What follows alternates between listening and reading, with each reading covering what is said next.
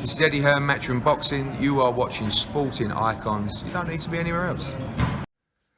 Okay, so Eddie Hearn and Matchroom have signed a 3-year extension with DAZN for America and Mexico. This is what Eddie Hearn had to say via his social media.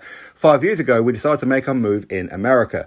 No other British promoter had ever signed a major US broadcast deal, but it was key to our global vision. After 5 years of ups and downs, lessons, blessings, and historic and record-breaking nights, I'm delighted to sign a further 3-year extension to our broadcast deals with DAZN in America and Mexico.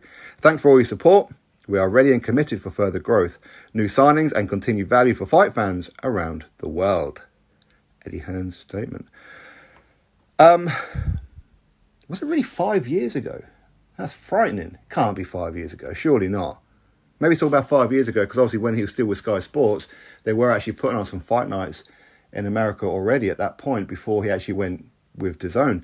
Anyway, it is what it is. I remember having a brief chat with Eddie Hearn here in Newcastle. You see, these are back in the days when Eddie Hearn used to actually speak to me.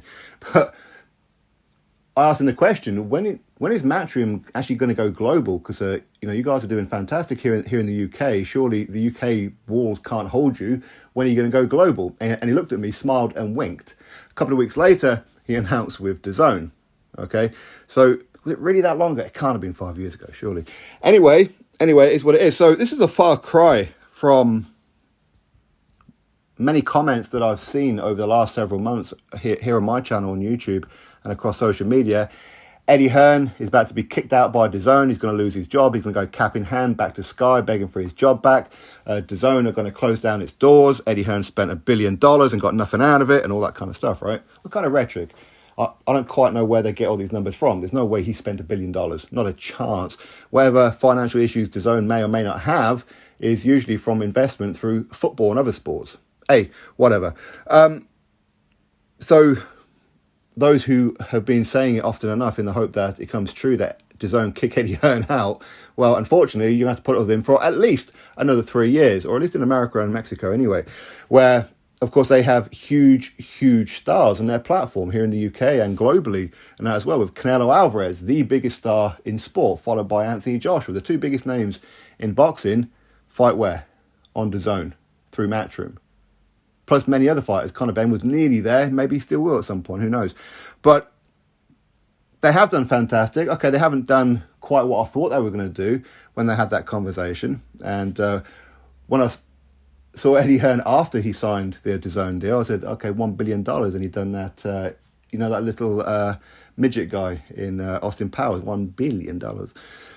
Now, of course, he was trying to get like the likes of Adrian Broner, Errol Spence, Gervonta Davis, and Deontay Wilder and all that kind of stuff. He didn't get those kind of guys, but he did get the likes of Danny Jacobs and whatever else.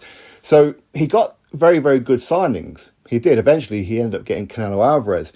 And 2022 was a horrible year for Eddie Hearn, and I'm sure he'll be the first one to admit that he was starting to feel the pressure with obviously the collaboration with Ben Shalom Boxer and Sky Sports. Frank Warren was starting to put on big fight nights, obviously with the influence of Tyson Fury, especially fighting at Wembley Stadium and everything. Eddie Hearn was starting to really feel it for the first time, the pressure here in the UK. Because he had, I don't want to say neglected the UK, obviously some fight nights got cancelled, but it wasn't as prolific in the UK as what it was in recent years. And again, you see, we judge Eddie Hearn and Matchroom based on standards that he set.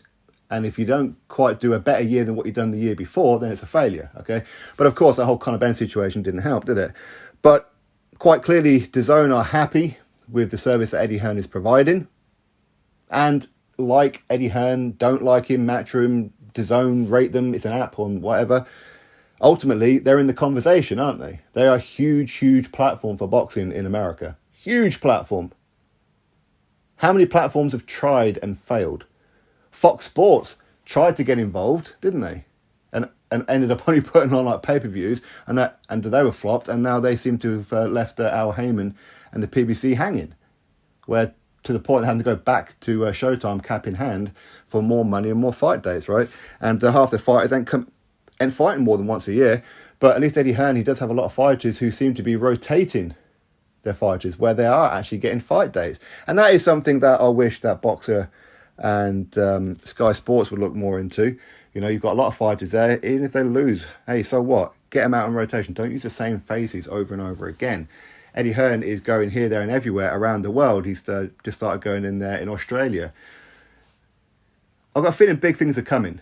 Big things are coming. 2022 wasn't a great year for them. He'll be the first one to admit that. But he started off this year pretty good, hasn't he? He really has. So anyway, that's the news. Contract extension by 3 years for Matchroom Eddie Hearn for DAZN. Drop your thoughts below. Click thumbs up, subscribe. Catch you next video.